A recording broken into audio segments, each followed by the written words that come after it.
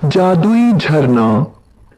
एक समय की बात है, अरब देश में एक रियासत हुआ करती थी जिसका नाम अल्बेरिया था।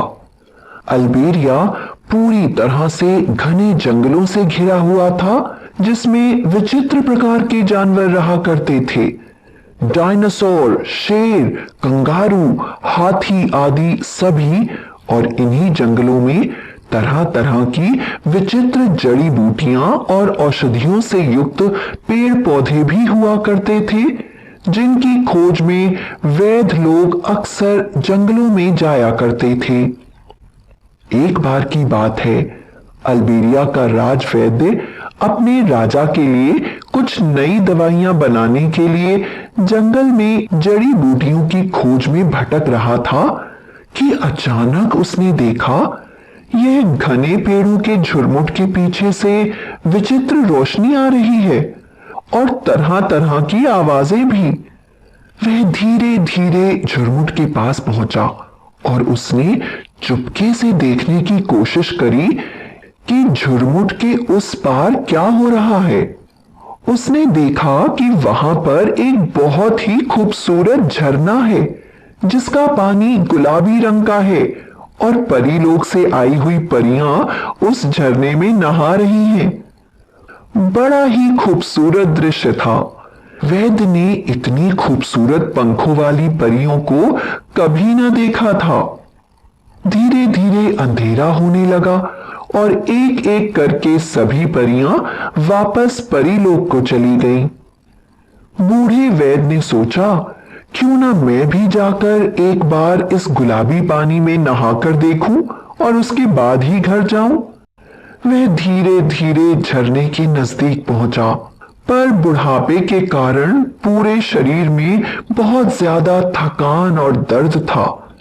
फिर भी उसने हाथों से झरने का पानी उठाकर अपने शरीर पर डालना शुरू करा। वो जितना ज्यादा पानी शरीर पर डालता उतना ज्यादा उसका शरीर स्वस्थ होता जाता, उतना ज्यादा उसका शरीर स्वस्थ होता जाता, बलिष्ठ होता जाता। और धीरे धीरे उसने जितनी बार पानी डाला उतने साल उसकी उम्र कम हो गई।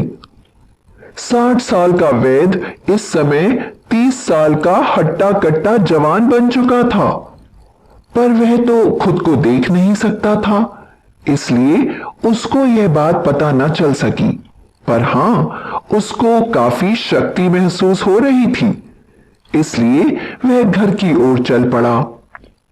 जब घर पहुंचा तो वैद्य की पत्नी ने वैद्य को पहचानने से इनकार कर दिया और बोली, अरे तुम कौन हो और इस तरह रात में बिना इजाजत क्यों चले आ रहे हो? वैद्य जी घर पर नहीं है, इसलिए सुबह आना। वैद्य बड़ा परेशान हुआ और अपनी पत्नी से बोला, अरे तुम्हारा दिमाग तो ठीक है?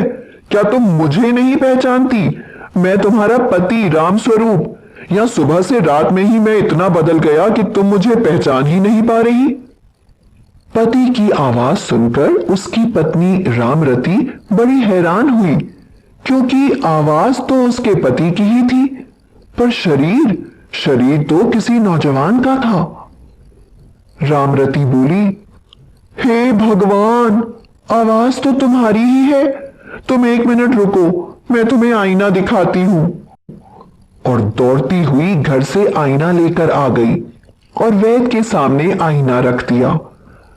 अपनी सूरत आईने में देखकर वह भी परेशान हो गया, लेकिन बुद्धिमान वैद्य की बुद्धि ने काम किया और वह समझ गया कि यह सब उस झरने के पानी का ही असर है। अगले दिन वैद्य अपनी पत्नी को लेकर वहां गया और उसने अपनी पत्नी को भी अपने बराबर ही बना दिया। अब तो वैद्य को बहुत बड़ा रहस्य पता चल गया था और उसे यह भी पता चल गया कि परियां क्यों कभी बड़ी नहीं होती और इतनी सुंदर क्यों होती हैं। लोग जब वैद्य को पूछने आते तो पति पत्नी कई तरह के बहाने बना देते। धीरे धीरे लोगों को शक होने लगा और उन्होंने इसकी शिकायत राजा से कर दी। राजा ने रामस्वरूप और रामरती को तुरंत दरबार में हाजिर होने का हुक्म दिया। सुबह होते ही दोनों दरबार में हाजिर हो गए। राजा ने पूछा, कौन हो तुम दोनों? तुमने राजवैद्य और उसकी पत्नी के साथ क्या किया? आखिर वे दोनों कहां हैं और तुम दोनों का उनसे क्या संबंध है? यदि तुम दोनों ने 5 मिनट के अंदर मेरे सभी सवालों का उत्तर नहीं दिया तो मैं तुम दोनों को मृत्युदंड दूंगा।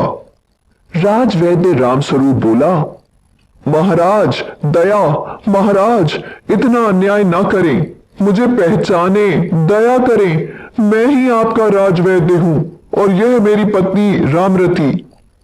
महाराज और पूरा दरबार रामस्वरूप की बात सुनकर आश्चर्यचकित रह गया। अरे हां वैद्य रामस्वरूप, सच में ये तो आपकी ही आवाज है। आपका इस तरह बूढ़े से जवान हो जाने का क्या रहस्य है? राजवैद्य ने अपने साथ घटी सारी घटना राजा को बताई, परंतु राजा को विश्वास न हुआ और राजा ने तुरंत ही अपने सैनिकों को हुक्म दिया कि वह उस झरने तक जाने का प्रबंध करें और राजा राजवैद्य और रामरती को लेकर झरने की तरफ चल पड़ा। जब रामस्वरूप वहां पहुंचा तो उसने देखा कि वहां कोई झरना है ही नहीं। चारों तरफ बड़े बड़े पहाड़, पर्वत और पेड़ हैं। राजा को विश्वास हो गया कि वे दोनों झूठ बोल रहे हैं और उन्होंने जरूर राजवैद्य के साथ कुछ बुरा किया है। रामस्वरूप के झूठ पर राजा को बहुत गुस्सा आया और उन्होंने रामस्वरूप को उस झरने की जगह पर ही अपना जीवन बिताने की सजा दी और गांव आने से हमेशा के लिए मना कर दिया।